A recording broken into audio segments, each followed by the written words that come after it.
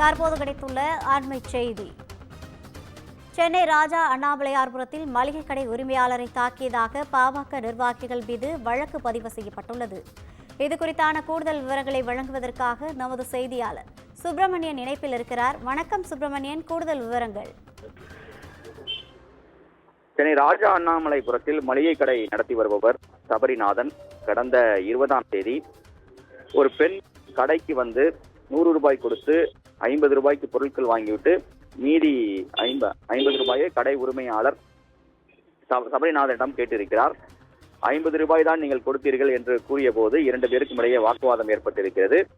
அது மட்டுமல்லாமல் சிசிடிவி காட்சிகள், அதாவது அந்த பெண் ஆபாசமாக பேசக்கூடிய காட்சிகள் சிசிடிவியில் பதிவாகி இருந்ததாக தெரிகிறது. இது தொடர்பாக அதாவது அந்த பெண்ணுடைய கணவர் பாமக நிர்வாகியாக இருப்பவர் சத்யராஜ் அவர் பெயர், அவரது நண்பர் சண்முகவேல் ஆகியோர் மளிகை கடைக்கு சென்று அந்த உரிமையாளர் சபரிநாதனை கடுமையாக தாக்கியிருக்கிறார்கள். அது தொடர்பான சிசிடிவி காட்சிகள் தற்போது வெளியாகி இருக்கிறது.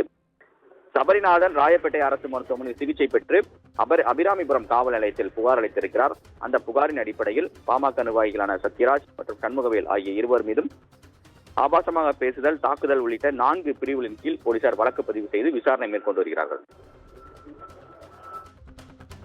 கூடுதல் விவரங்களுக்கு நன்றி சுப்பிரமணியன்.